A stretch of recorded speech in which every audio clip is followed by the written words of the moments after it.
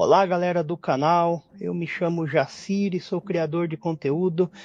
Aqui você vai encontrar histórias, reflexões e experiências que fazem a gente pensar sobre a vida. Então, já deixa o seu like, se inscreve no canal e ativa o sininho. Bora lá pro vídeo.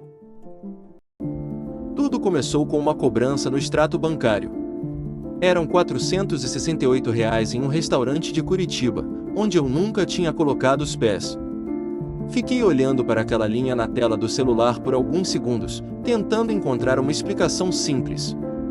Voltei pelos últimos 30 dias procurando alguma noite que eu tivesse esquecido algum jantar que minha esposa tivesse mencionado. Algum compromisso de trabalho, alguma saída com amigas, qualquer coisa que justificasse aquele valor. Mas não havia nada. Eu não tinha ido a restaurante nenhum com Marina. Fazia mais de um mês. Deixei o telefone sobre a mesa e não disse uma palavra. 3 dias depois, uma notificação apareceu no celular dela. Enquanto estávamos sentados na sala por costume, estendi a mão para pegar o aparelho, como eu já tinha feito centenas de vezes em mais de 18 anos de casamento. Não havia malícia nisso. Nós sempre fomos assim. Mas antes que meus dedos chegassem perto, Marina puxou o celular da almofada com força. Ela não apenas pegou. Ela arrancou. Depois, me olhou depressa e disse que sentia muito, que estava no meio de uma coisa importante. Eu respondi que estava tudo bem, mas não estava dentro da minha cabeça. Alguma coisa acendeu. Eu era casado com aquela mulher havia 18 anos. E nunca, nem uma única vez, ela tinha reagido daquele jeito. Passei boa parte da minha vida trabalhando com vendas regionais. Aprendi a ler pessoas, a perceber mudanças pequenas, a identificar quando alguém está tentando vender uma história que não se sustenta. E naquele momento percebi que havia algo errado. Marina e eu tínhamos construído uma vida inteira em Curitiba. Tínhamos um filho adulto, Lucas, que já seguia o próprio caminho. Tínhamos uma casa quase quitada. Tínhamos estabilidade, rotina, planos, contas organizadas e uma história longa o bastante para eu acreditar que conhecia a mulher ao meu lado. Eu não era um homem procurando confusão. Eu não estava tentando encontrar uma desculpa para sair do casamento. Pelo contrário. Eu tinha passado mais de uma década e meia construindo algo real com Marina e não era do tipo que simplesmente vira as costas sem entender exatamente o que está deixando para trás. Então eu fiz aquilo que aprendi a fazer melhor. Observei. O afastamento dela não começou naquele dia. Havia quase 3 meses que o nosso quarto tinha esfriado sem explicação. Não houve uma grande briga, não houve conversa séria, não houve um motivo claro. Em um mês, tudo parecia normal. No outro, ela já era uma pessoa distante. Quando eu tentava me aproximar, sempre havia uma desculpa. Estava cansada, estava com dor de cabeça. A semana tinha sido pesada, precisava dormir cedo. No começo, as respostas pareciam possíveis. Depois, começaram a soar ensaiadas. E o celular também mudou. Durante 18 anos, Marina nunca tinha escondido o telefone de mim. Nós compartilhávamos senhas, contas, fotos, rotina, tudo. Agora, o aparelho estava sempre virado para baixo, sempre longe do meu alcance. Sempre bloqueado, ela trocou a senha sem avisar. Começou a tratar aquele celular como se guardasse um segredo perigoso. E então apareceu aquela cobrança de R$ 468. Revirei minha memória, minhas mensagens, meu calendário, tudo. Aquela noite naquele restaurante simplesmente não existia para mim. E quando ela puxou o celular da minha mão, antes mesmo de eu tocar nele, eu entendi que aquela cobrança não era o problema. Era apenas a primeira parte visível de algo muito maior. Cerca de 2 semanas depois, Marina sentou-se na minha frente em uma tarde comum e disse que precisava conversar. Falou que sua melhor amiga, Carolina, e o marido dela, Rafael, tinham decidido abrir o casamento. Segundo Marina, os dois estavam juntos havia muitos anos, e depois dessa decisão, o relacionamento tinha melhorado. Ela disse que Carolina se sentia mais livre, mais próxima do marido, mais viva. Depois me olhou com uma calma estranha e perguntou o que eu achava de tentarmos algo parecido. Fiquei em silêncio por alguns segundos. 18 anos de casamento e Marina nunca tinha mencionado nada remotamente parecido. Pensei na cobrança do restaurante. Pensei no celular arrancado da almofada. Pensei em 3 meses de frieza. Então respondi que aquilo era muita coisa para absorver e que eu precisava de tempo para pensar. Ela concordou com a cabeça, mas o rosto dela entregou tudo. Ela não parecia nervosa, não parecia preocupada, parecia aliviada, como alguém que finalmente tinha conseguido colocar uma ideia para fora.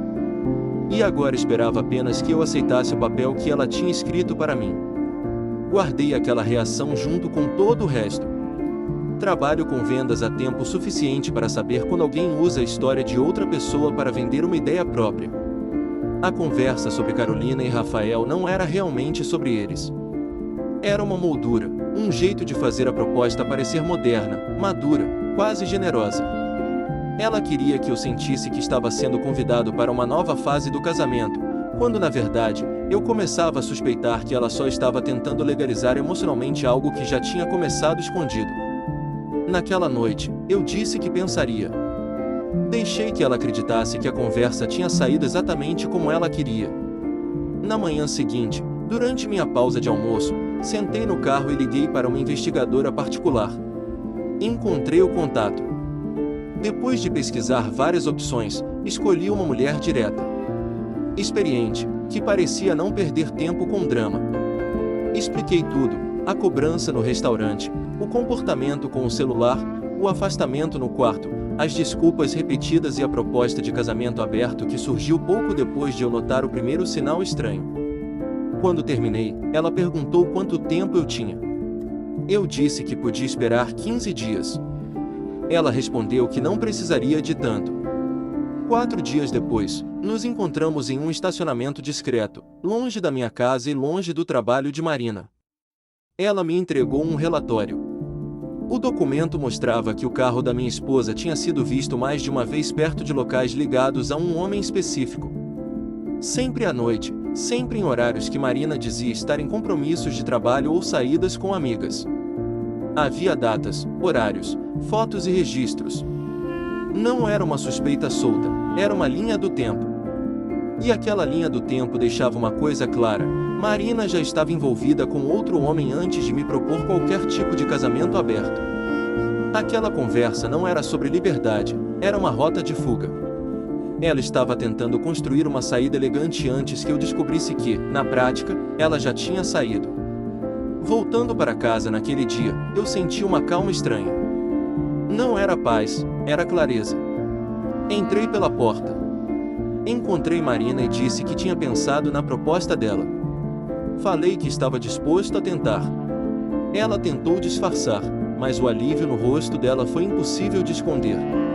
A partir daquele momento, ela ficou mais leve dentro de casa, falava mais, sorria mais. Parecia até mais carinhosa.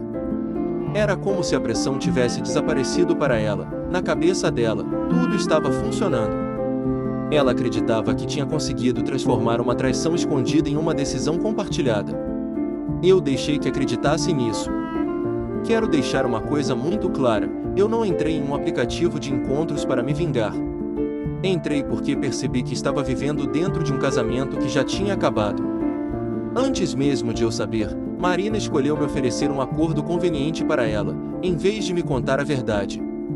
Eu tinha 48 anos, trabalhava, me cuidava e, para minha surpresa, não era invisível em menos de uma semana. Comecei a conversar com uma mulher alguns anos mais nova. O nome dela era Paula. Desde o início fui honesto. Disse que minha esposa tinha proposto abrir o casamento. Disse que eu ainda estava entendendo o que sentia. Também expliquei que não queria transformar aquilo em confusão, nem envolver detalhes demais da minha vida pessoal. Paula ouviu sem pressionar, não fez perguntas agressivas, não tentou ocupar um espaço que não era dela. Apenas conversou comigo, como se eu ainda fosse alguém interessante, alguém digno de atenção. Depois de meses dormindo ao lado de uma mulher que me fazia sentir descartável, aquilo teve um peso enorme. Eu não contei a Paula sobre o relatório da investigadora, não falei da advogada que eu já pretendia procurar. Não usei como peça de jogo. O que ela fez sem saber foi me lembrar de algo que eu tinha esquecido. O problema não era eu. Eu tinha passado 18 anos pagando contas, trabalhando, sustentando uma casa, tentando ser um bom marido e um bom pai. E nos últimos meses, comecei a acreditar que havia algo errado comigo porque a mulher com quem construí minha vida tinha esfriado sem explicação. Uma semana de conversa honesta com alguém de fora me fez lembrar quem eu era. E isso, para um homem que vinha se apagando em silêncio, vale muito. Enquanto isso, procurei uma advogada de família em Curitiba. Ela tinha décadas de experiência e uma maneira muito objetiva de falar. Entrei no escritório com o relatório da investigadora, os registros financeiros dos últimos anos e tudo que eu tinha organizado desde o episódio do celular. Ela leu com atenção, fez algumas perguntas e depois me disse que a situação era mais clara do que eu imaginava. Marina não tinha simplesmente sugerido uma nova dinâmica para o casamento. Ela tinha feito isso depois de já estar envolvida com outro homem. A ordem dos acontecimentos importava. Um acordo só é honesto quando as duas pessoas sabem a verdade. No meu caso, Marina tentou mudar as regras depois que já tinha quebrado o jogo. A advogada explicou que se minha esposa pedisse apoio financeiro como se fosse apenas uma separação comum, a documentação poderia mostrar ao juiz o contexto real. Eu disse que não queria destruir Marina, não queria vingança, não queria dinheiro dela. Eu só queria sair limpo, sem carregar uma dívida injusta, por uma história que ela mesma tinha escondido. A advogada preparou tudo com calma durante mais 2 semanas. Voltei para casa todos os dias e mantive o rosto neutro. Jantei com Marina, respondi às conversas. Ouvi seus planos, vi a confiança dela crescer. Ela acreditava que tinha vencido. Achava que eu tinha aceitado o casamento aberto, que ela poderia manter a imagem de esposa honesta enquanto reorganizava a vida por trás das cortinas. Mas eu já sabia. E quando você sabe a verdade, não precisa gritar, só precisa esperar o momento certo. O oficial entregou os documentos do divórcio no trabalho dela, numa tarde de terça-feira. Minha advogada me avisou por mensagem. Quando tudo foi feito, eu estava no carro entre uma visita comercial e outra. Li a mensagem, respirei fundo, liguei o motor e continuei minha rota. Marina pediu o apoio financeiro no processo. Não fiquei surpreso. Ela ganhava menos do que eu e nosso casamento tinha sido longo no papel. O pedido parecia razoável. O advogado dela falou sobre a diferença de renda, a duração do casamento, o padrão de vida que construímos e as contribuições dela para a casa. Minha advogada ouviu tudo sem interromper. Quando chegou sua vez, ela não começou atacando Marina. Primeiro apresentou nossas finanças, os bens, a casa, as contas e a história do casamento. Depois, mostrou a cronologia do desgaste. Só então colocou o relatório da investigadora sobre a mesa. Ali estavam os registros mostrando que Marina já se encontrava com outro homem antes de me propor qualquer acordo. As datas falavam por si. O juiz analisou a documentação com cuidado. A divisão dos bens foi feita de forma justa, como deveria ser. A parte de Marina na casa e nas contas foi calculada e liquidada, mas o pedido de apoio financeiro extra foi negado. Ela saiu daquela sala sem o acordo que esperava conseguir. Eu saí sem dever a ela nada além do que era justo pelo patrimônio que construímos juntos. Algumas semanas depois, meu filho Lucas me ligou. Ele disse que já tinha percebido que havia algo errado muito antes de eu contar qualquer coisa. Falou que no último ano eu parecia mais calado, mais pesado, mais cuidadoso com cada palavra.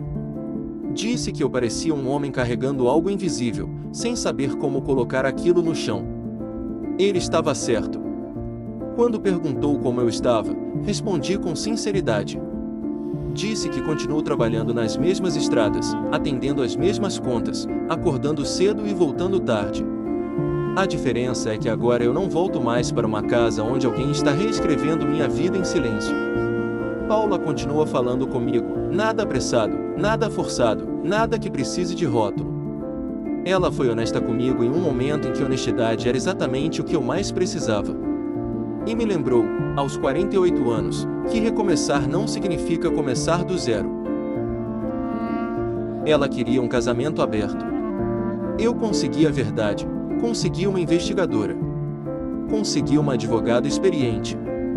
Consegui recuperar minha dignidade e consegui sair de um casamento de 18 anos sem pagar por uma mentira que não fui eu quem contou. 5 meses depois do divórcio, Marina me ligou de um número que eu não tinha salvo. Quando ouvi a voz dela, quase desliguei. Ela não ligou para pedir desculpas. Ligou para dizer que o homem com quem estava se envolvendo tinha começado a sair com outra mulher. E, por ironia, essa outra mulher também vivia um relacionamento aberto. Segundo Marina, a situação tinha virado confusão porque o marido daquela mulher não aceitou bem a história. Eu deixei Marina falar até o fim. Quando ela terminou, fiz apenas uma pergunta. E por que você está me contando isso? Ela tentou explicar, disse que não era assim que imaginava as coisas, disse que achava que com ele seria diferente. Disse que não tinha entrado naquela situação para ser tratada daquele jeito. Eu ouvi em silêncio. Depois respondi, entendo o que você está dizendo, mas você recebeu exatamente o que pediu. Em seguida, pedi que apagasse meu número. Ela desligou, deixei o celular sobre a mesa e continuei minha noite sem perder um minuto de sono. Marina queria um casamento aberto. Ela encontrou, só não conseguiu escrever as regras. É isso que acontece quando a pessoa acha que está controlando o jogo, mas esquece que um dia o outro jogador também pode aprender a jogar. Hoje sigo minha vida com mais calma. Não tenho pressa de casar de novo, não tenho pressa de provar nada para ninguém. O que eu tenho é algo que passei muito tempo sem sentir, paz. E depois de tudo que vivi, posso dizer com certeza que paz vale muito mais do que qualquer casamento sustentado por mentira. A vida é feita de altos e baixos, de momentos que nos desafiam e de outros que nos fortalecem. O importante é nunca perder a capacidade de aprender. Quero agradecer de coração a todos vocês que acompanham o meu trabalho. Sem vocês, nada disso faria sentido. Que a gente siga juntos, sempre buscando paz, verdade e crescimento. Se você gosta deste conteúdo, deixe seu like, se inscreva no canal. Isso nos ajuda muito a trazer novas histórias. Fique todos com Deus. Até o próximo vídeo.